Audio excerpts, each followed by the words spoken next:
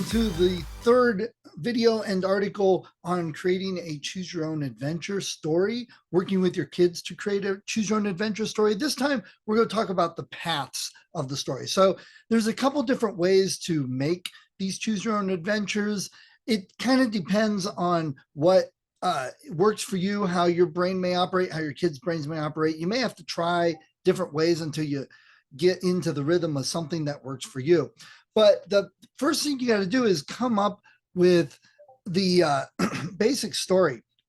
If you just start writing, as you saw earlier in the exercise before, just writing and trying to follow all the paths, it gets way too unwieldy, way too quickly, too many choices, too many paths, and the story goes in many places and there's inconsistencies, and it just becomes a bear to take care of. So the best thing to do to get started is to come up with the synopsis of the story. Sometimes we call this the elevator pitch. This is where in like 2 lines or 3, you might be able to say, this is the general idea of the story. It is not the details, not the background, not everything the characters do. It's not this happens, then this happens, then this happens, then this happens. People do that. That's not the elevator pitch. For this particular exercise, I'm going to do a haunted house story where a bunch of kids dare one kid to go into the haunted house and spend time in the haunted house and what happens to him inside. That's the basic elevator pitch for this choose your own adventure. You get to be that character, you get to go into the haunted house, and you get to make the choices as to what happens. That sounds pretty exciting. So that's the elevator pitch. If you are having trouble coming up with an elevator pitch, these are also called log lines. You use them later to talk to agents, to pitch to agents. So it's really good practice for your kids now, even if they're not going to become writers. This is really good practice because being able to take your whole idea for a story and get it down into a sentence or 2 is a very useful skill. I have a link in the article. If you follow to where the article is on my website, I have a link to a custom GPT that I created to help you create a log line or a elevator pitch. It will ask some questions and help guide you into crafting that pitch. So check it out. I know kids like the computer stuff and they love playing with the AI. So something like this could be a useful tool for you. Please pass it on, let others know, use it with your kids. It's a fun tool. So after your elevator pitch, you have the basic idea. I'm doing a haunted house. Then you come up with the basics of the story. And this may be the high points. If we have a 3-act structure, it's, the kids are gathered. They dare you to go into the haunted house. You take the dare and go in. Inside, you find spooky rooms, and then upstairs, something. And this happens, and maybe there's a ghost, but maybe the ghost needs help. Whatever it happens to be, come up with those 3 basics of a short basic story. You don't want to think of a choose your own adventure as a long novel, because with all the choices, it starts taking up a lot of room. You're really writing like 4, 5, 6, 7 different stories, but they're all similar. In other words, if I make choices one time and end up in the living room, the couch in there may have stuffing leaking out of it. Well, in a different track with different choices, I still want that couch to have the stuffing coming out of the chair. I don't want to forget it's there. I don't want to describe the living room completely different, because then it doesn't feel like different choices in the same story. Does that make sense?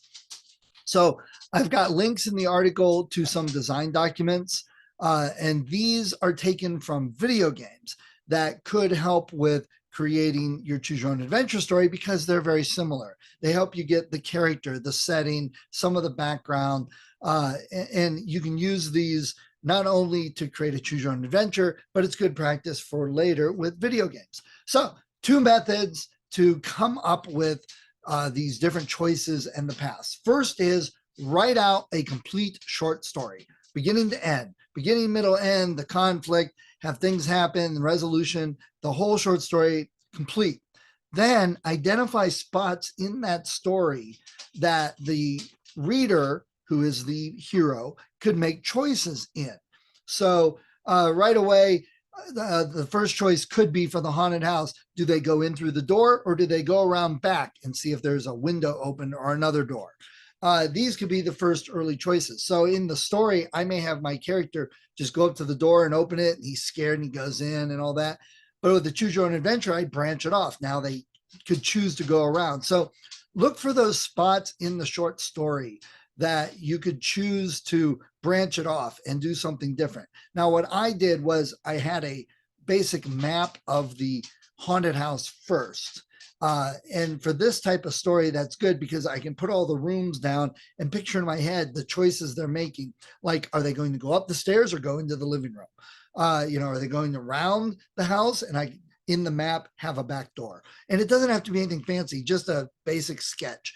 Take a look at the picture and you'll see this is the basic idea. So you come up with these spots in your short story, then you rewrite the short story from that spot. So it's taking what you have.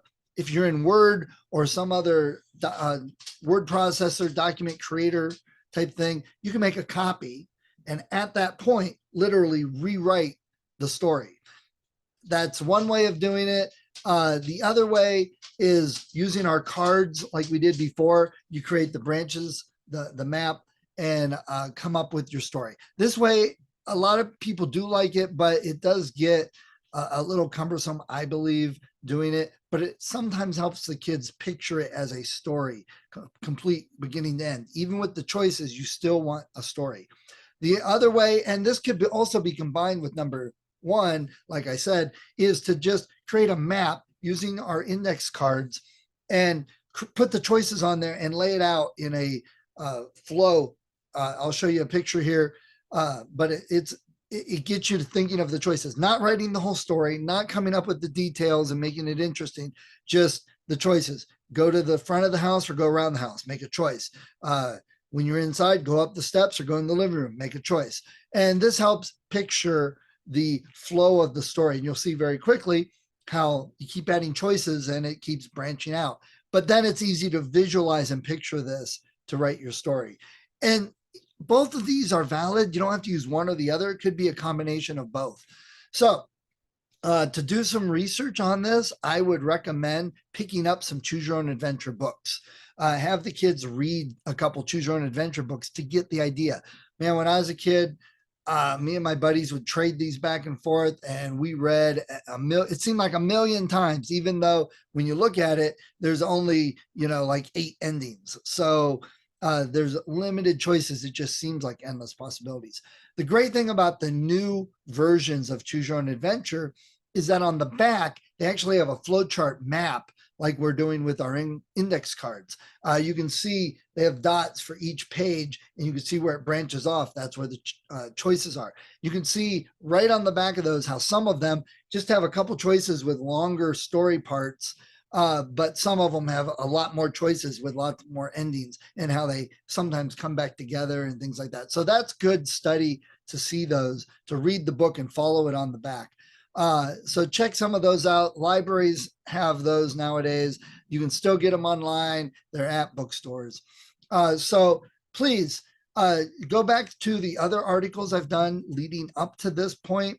And I'm going to do another one after this, talking more about creating your story and your book.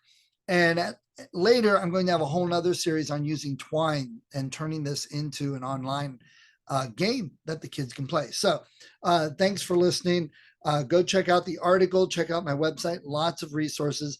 Pass this information on to other teachers if it would be helpful, if there's a project, homeschool parents, other educators. That's my goal, is to help the adults, help the kids learn to write and to write in more interesting ways and prepare them for future careers like video game storytelling. So enjoy the adventure. Hey, thank you for watching this video. I just wanted to say I appreciate everyone that watches these, and I hope you got something out of it. If you are looking for more resources for kids, for writing activities, for reading activities, for things to spark their imagination, check out my website, sa-schneider, schneider.com, sa-schneider.com. I've got resources on there for parents, teachers, homeschool, educators, etc.